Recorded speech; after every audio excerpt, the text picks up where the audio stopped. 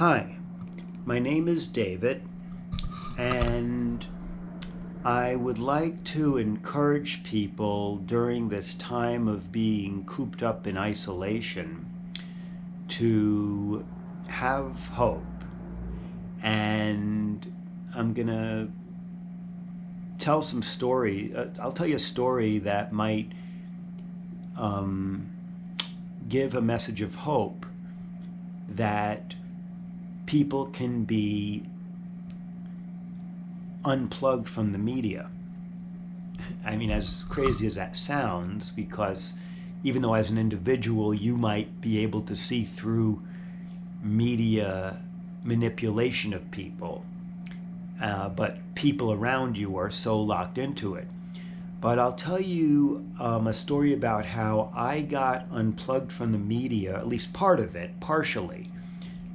Being in a culture where you're inundated with TV and all that, it's not easy to not take on some of the negative stuff it gives out. But I'll tell you a story about when the day I got rid of my television.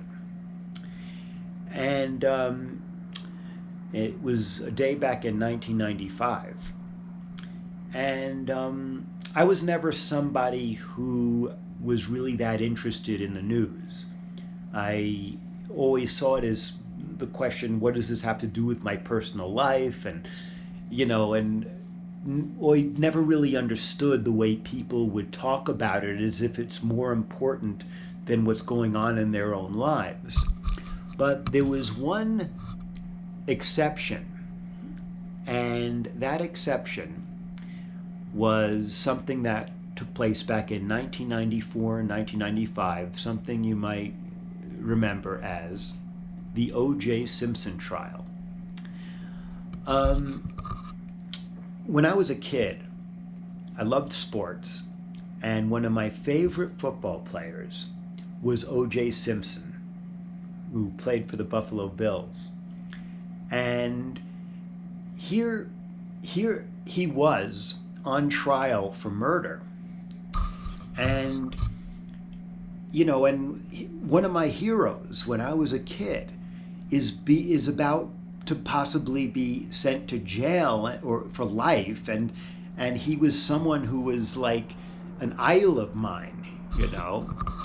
And so I start watching the trial, first hoping that my hero didn't do this crime, and and yeah, and hoping that he had nothing to do with it, and so I start watching the trial, and like many people, I got really sucked into it, where I was glued to the TV day after day, and it looked to me like, from my point of view, looking at the trial, that there was certainly reasonable doubt that he committed those murders, OJ.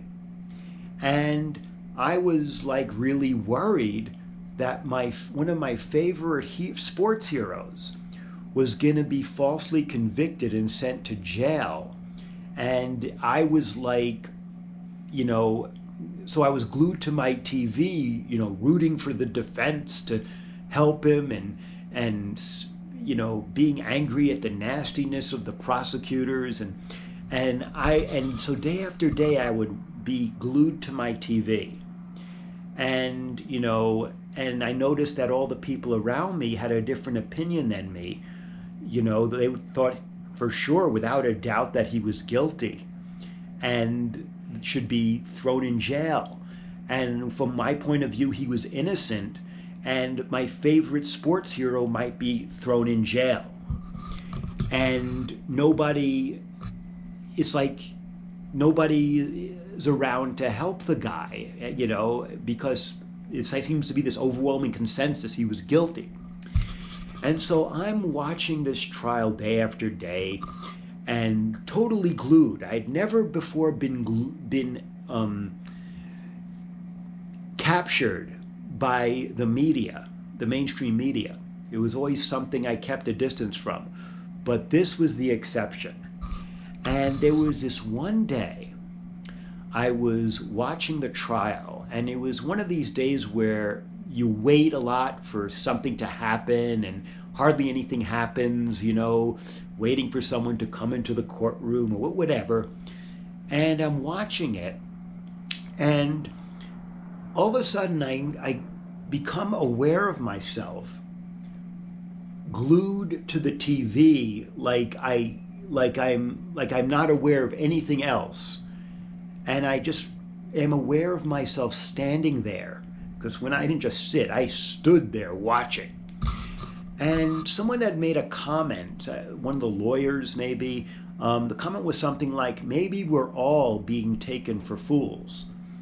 And there was something that happened where all of a sudden I felt really embarrassed that what might be going on is that this trial, this supposed trial, was like a play, was like a show, but it wasn't being told to people that it was a show. It was like referred kind of, it was like a show that is not told by the people creating the show that it's a show. That's like, this is real. This is really what's happening.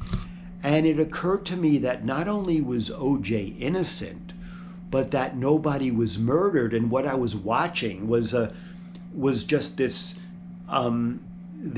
show, but nobody around me knew it was a show. I mean, there were people who would say to me things like, oh, don't get involved with that soap opera. But even those people didn't really know it was actually a show. And I would see things like in the supermarket, like let's say the National Enquirer with these, on the cover would be this thing called The Players, and they would show faces of the people involved in the trial, like OJ, the Judge Ito, and all the lawyers. And, and it never occurred to me that these magazines were actually referring to something, telling the truth in some way. And, and so one day I just, right shortly after that, I just got rid of my television in 1995 and never had a TV since then. And realized that it is possible for, I don't know why they would do it, but for people to create a drama and not tell people it really is just a drama. And what I'm saying can be validated. There's this thing called IMDb where you could look up actors. And, and so on the prosecution side, for example, there was Christopher Darden and Marcia Clark. And if you go look at the IMDb, they are, you could look them up. What they are is they're Hollywood actors, and, Marcia Clark is she was in some movie called Pretty Little Liars. And Christopher Darden, he calls himself, his title is A Liar for Hire. But anyway, that moment was when I realized that the media can fool people on a mass scale it's not easy to break the connection with it, but it's possible.